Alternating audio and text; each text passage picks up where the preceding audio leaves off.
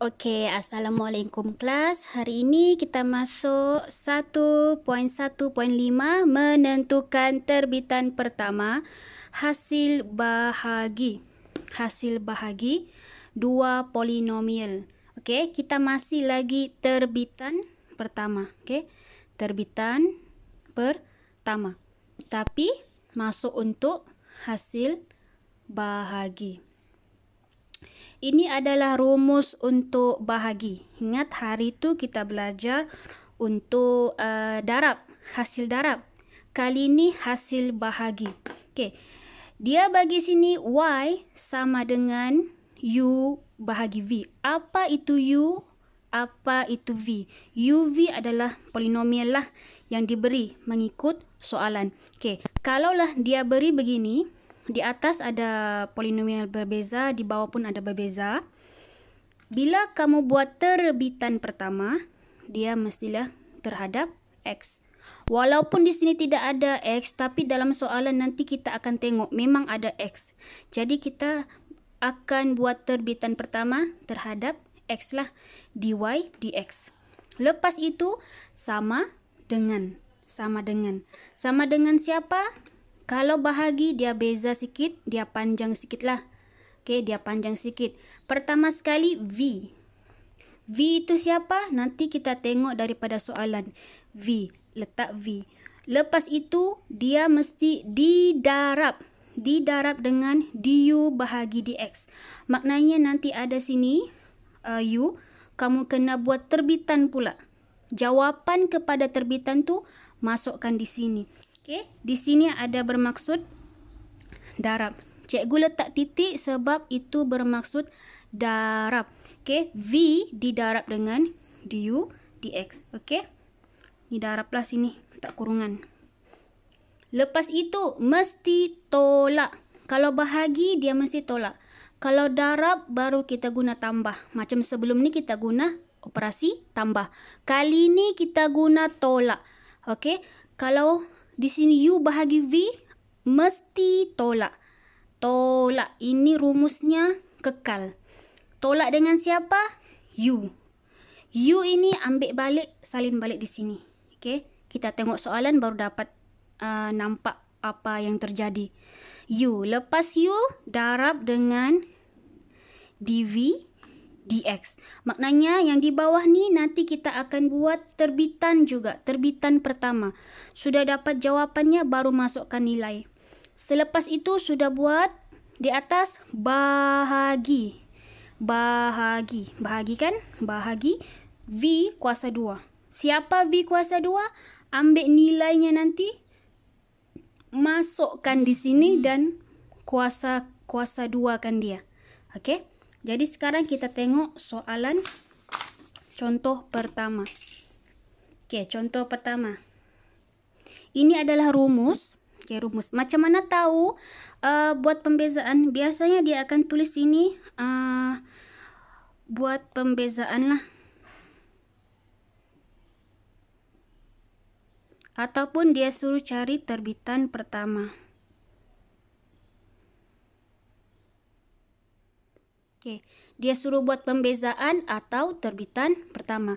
Lepas tu, tengok sini. Macam mana kita tahu dia ni bahagi ataupun darab? Nampak sejak per ni, per ini bermaksud kita kena guna rumus yang ada untuk bahagi. Okey, bahagi. Macam mana kita tahu U siapa, V siapa? Tengok U di atas, V di bawah. Jadi U ini adalah kita anggap dia, kita namakan dia sebagai U. Yang di bawah kita namakan atau anggap dia sebagai V. Okey? U dan V. Bila sudah kita tahu siapa U, siapa V, baru kita buat pembezaan lah. dy per siapa? Ini yang cikgu cakap, walaupun di sini tiada X, tapi yang soalan sebenarnya ada X sebenarnya. U dengan V muncul apabila kita namakanlah dia, supaya senang kita masukkan dalam rumus. Okey? Dy per, sini ada huruf X, jadi dy dx. Sama dengan. Okey? Pertama sekali, V. Siapa V? Masukkan V. U, V. V adalah di bawah sini. Pertama sekali, V. X kuasa 2. Okay. Didarab dengan siapa? Du dx. Okay. V mesti didarab dengan yang bertentangan dengan dia. Du dx. Bukannya V darab dengan dv dx. Salah. Tapi V mesti didarab dengan du dx. Okay. Siapa U? U adalah ini. Jadi kita kena cari dahulu dia punya du dx berapa. Du dx-nya ini kita buat terbitan. 2 bawa ke hadapan dapat 4x kuasa 1. 4x kuasa 1. Tolak 3. 3 ni bila kita buat terbitan dia akan jadi kosong. Jadi sini tolak kosong lah. Jadi jawapannya 4x sahaja. Okay, ini du dx. Jadi du dx ni kita masukkan 4x. Lepas tu simbol tolak. Tolak. U pula. Mana U? Atas ke bawah? U adalah atas. Masukkan 2x kuasa 2 tolak 3. Tutup. Lepas tu dv dx didarab dengan dv dx. Mana V? Tapi dv dx tiada. Kita buat dv dx. V adalah x kuasa 2. Bila kita buat terbitan, dia akan jadi 2x kuasa 1. Jadi, masukkan dv dx di sini. 2x. Okey. 2x. Selesai. V darab dengan du dx. Tolak. U darab dengan dv dx. Bahagi V kuasa 2. Ini wajib. V kuasa 2. Siapa V? Atas ke bawah? Bawah.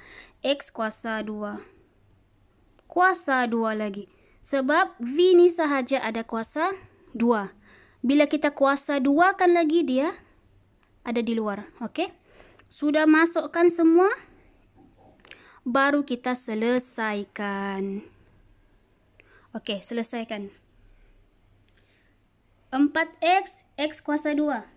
Berapa? 4x. Di sini ada 2 kuasa. Di sini ada 1. Ingat kalau darab, okey, di darab ni, untuk yang kuasanya ni, kuasa akan kita jumlahkan sahaja. Okey. Ini kita ada pernah belajar indices. Indices kalau siapa yang ingat. Okey. Jadi 4x darab dengan x kuasa 2. 4x kuasa 3. Kita jumlahkan sahaja. Tambah sahaja. Okey. Bila darab lah. Lepas tu. Tolak. Yang ini ada 2. 2x maknanya kamu kena buka kurungan. 2x didarab dengan 2x kuasa 2. 2x kena didarab dengan negatif 3. Okey, 2x darab dengan 2x kuasa 2. Okey, nampak di sini tolak? Tolak. Kamu akan ada perubahan kepada simbol. Jadi, kena hati-hati. Kamu letak dahulu dia punya kurungan. Sebab biasanya bila ada tolak di sebelum ni, akan ada perubahan kepada operasi. Okey? Sebagai contoh, 2x darab 2x. Positif kan? Dua-dua. Jadi jawapannya 4x kuasa 3. Okey, 4x kuasa 3. Seterusnya, 2x darab negatif 3. Ini negatif kan? Negatif, positif. Jadi 2x darab negatif 3 dapat negatif 6x. Negatif 6x. Di sini negatif lah. Hati-hati sebab itu cikgu letak kurungan. Nanti bila kita buka ini, dia akan berubah sudah. So, di sini negatif, di sini negatif. Nanti dia akan berubah. Jadi, kamu letak dahulu kurungan. Sudah selesai, kamu selesai mendarab, baru kamu tengok negatif di sini. Selesaikan dahulu mendarab ni. Buka kurungan ni. Kasih habis. Kalau depan ni tak apa-apalah. Tidak apa-apa. Okey. Lepas tu bahagi. X kuasa 2 dikuasa 2 kan lagi. Okey, maknanya kita jumlahkan saja. Ini pun kita belajar indise semasa tingkatan 4. Jadi bila kuasa 2 jumpa kuasa 2, kita kasih campur sahaja jadi X kuasa 4. X kuasa 4. Sudah selesai begini. Sama dengan, okey, ini tidak ada, kita salin balik sahaja. Okey, salin balik. Lepas tu baru kamu selesaikan, permudahkan. 4X, salin balik. Ini negatif. Di sini kita buka kurungan satu-satu. Negatif jumpa positif. Di hadapan ni positif kan? Positif. Jadi bila negatif jumpa positif, dia akan jadi negatif. Negatif 4X kuasa 3. Okey. Bila kita buka kurungan ni. Di sini pun mesti ada juga ya perubahan kepada operasi. Ingat, perubahan operasi. Okey, negatif pula jumpa negatif. Negatif jumpa negatif. Di sini dia berubah menjadi positif 6X. Okey, ingat perubahan kepada operasi. Bila kita buka kurungan, bahagi X kuasa 4.